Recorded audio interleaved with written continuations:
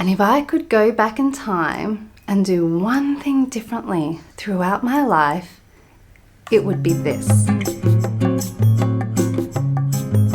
Hi and welcome to Little Nutshells. I'm Sarah. Today we're going to be talking about Chemist essentials. So I feel like when you're a new mum and you go into the chemist and you're preparing your nursery and you're thinking, what is it I actually need here? There are so many products on the shelves. Each category seems saturated. And you kind of have to figure out, what do I need? Why do I need it? And which one is the best? I'll be looking at this in 4 categories: skincare, common colds, fevers, and tummy upset. So feel free to fast forward to whichever section is relevant to you.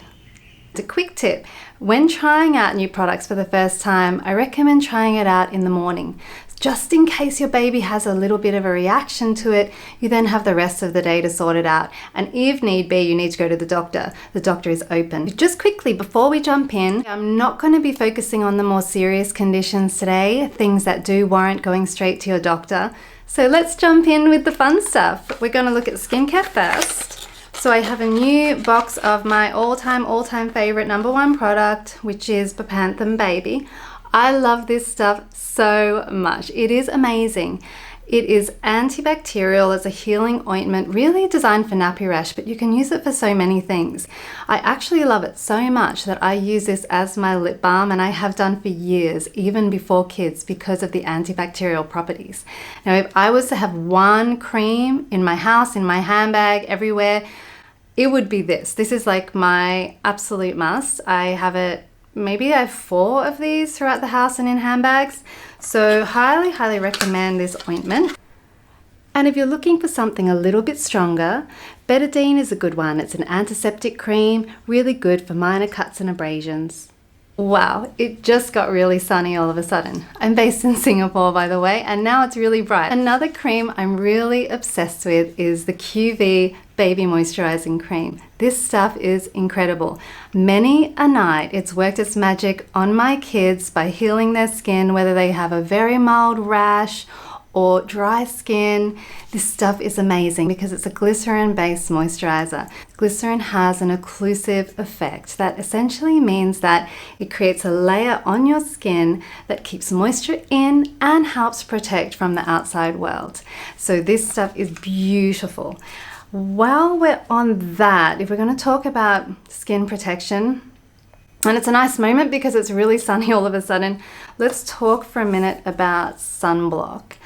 Now, I've hunted around for years for really good sunblock, and I'm personally, I have really sensitive skin, so I do not take well to sunblock, and I finally found a good one. And if I could go back in time and do one thing differently throughout my life, it would be this.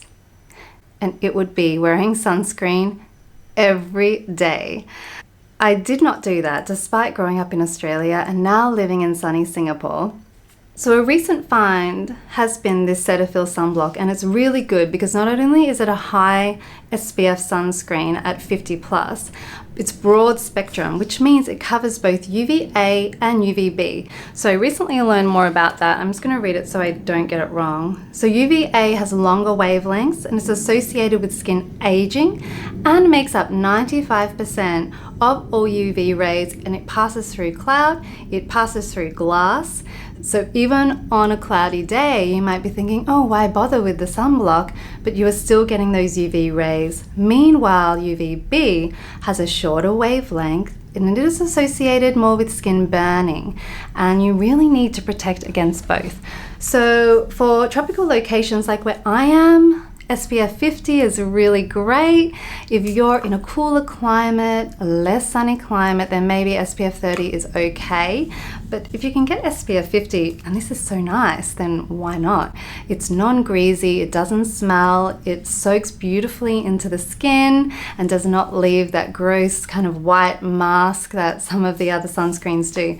So this is the best. If your child does get a sunburn or has minor skin irritation or mosquito bites, a really great thing to have in your toolkit is aloe vera gel. What you want to look for is finding a product that has as near to 100% pure aloe vera as possible. So be careful with some of the labeling, because I notice sometimes they say 100% aloe gel. Well, yes, it's a gel and it's 100% gel, but it doesn't mean that it's got a high aloe vera content. So you want to look for that, because that's really the ingredient that's going to help your children's skin. So that almost covers off my essentials when it comes to skincare. Oh, hang on, I've got one more little thing here. This is for the mamas.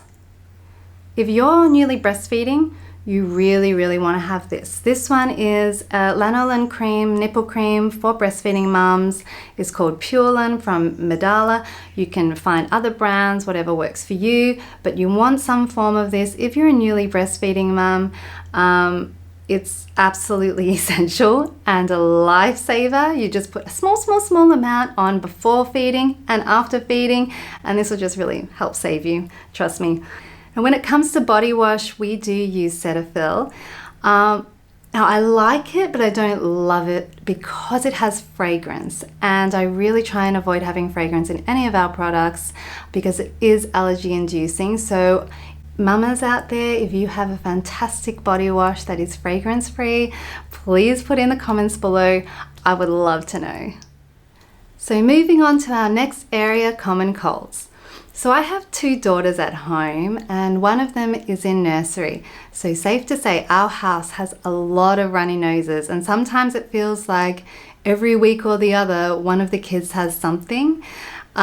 So this is something we've really become accustomed to. It's just part of our normal life now. I don't freak out too much, but I do have some essentials that have made a huge difference for us and been really helpful, especially because sometimes a little runny nose can start out very innocently and pretty quickly turn into something nasty, like difficulty breathing.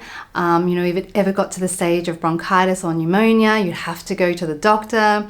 So we're really wanting to avoid it getting to that stage. And the issue for little babies is that they can't blow their nose. So the mucus will come either out the nose or go down the back into their chest.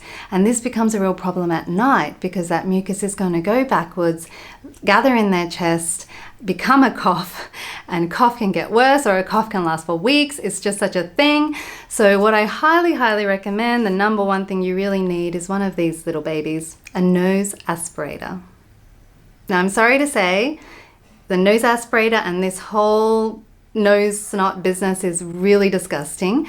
There's no way around it, unfortunately. It's a necessary evil that we just have to do as parents, but I found this is the best one. I also have tried this electronic one. I don't like it. It's so loud. Firstly, late at night, you don't want a noise like this.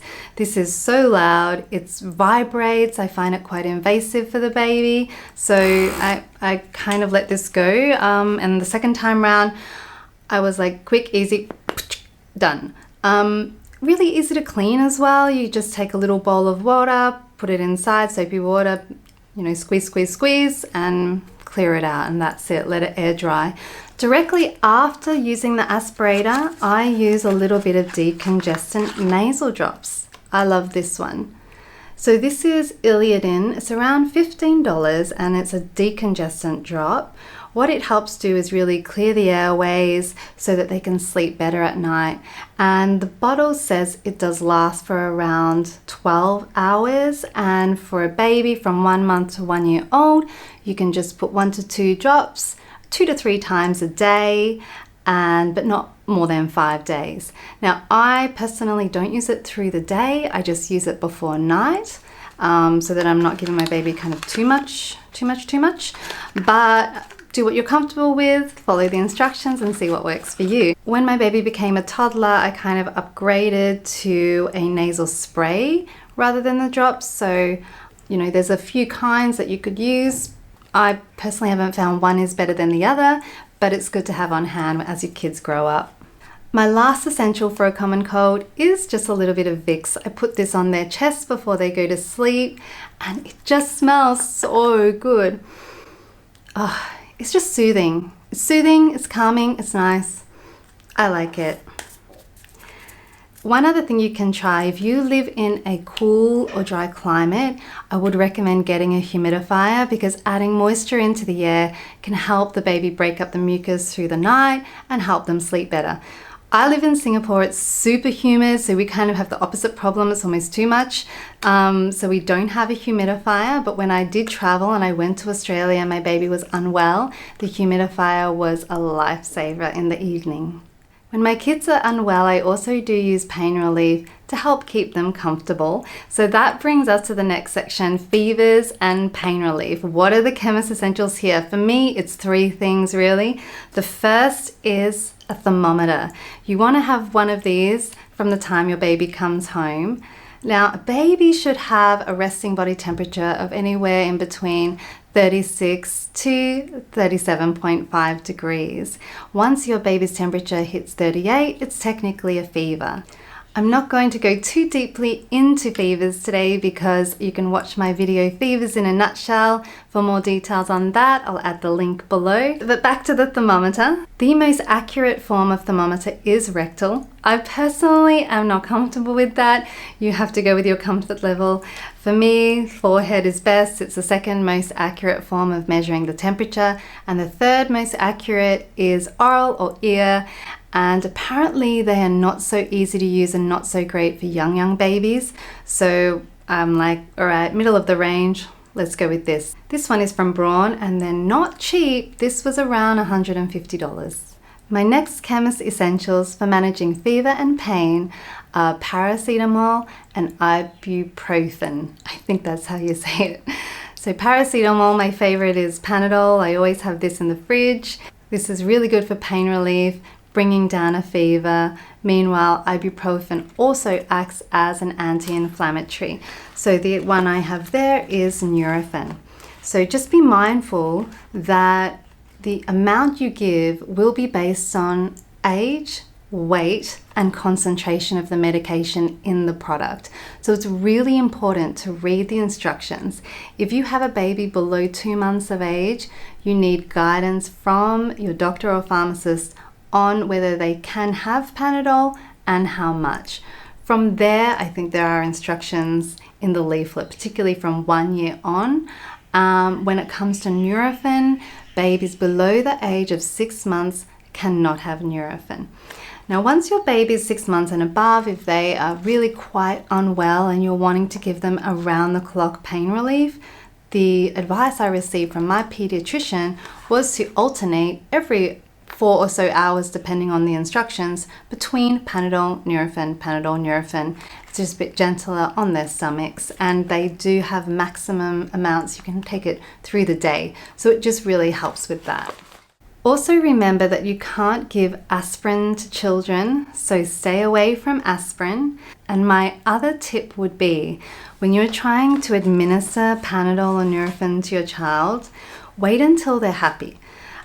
Anyone with a sick child knows that the babies can get so grumpy. So trying to force this stuff into a grumpy, crying, angry baby is almost impossible. And it's likely they're going to either spit it out or throw it up, and then you won't know how much they've had and you'll have to wait for the next window, which is going to be a tough time for both of you.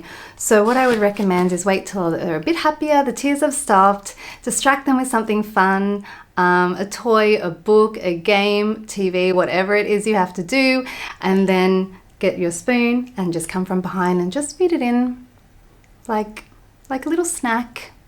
They hopefully won't notice, and then you're done.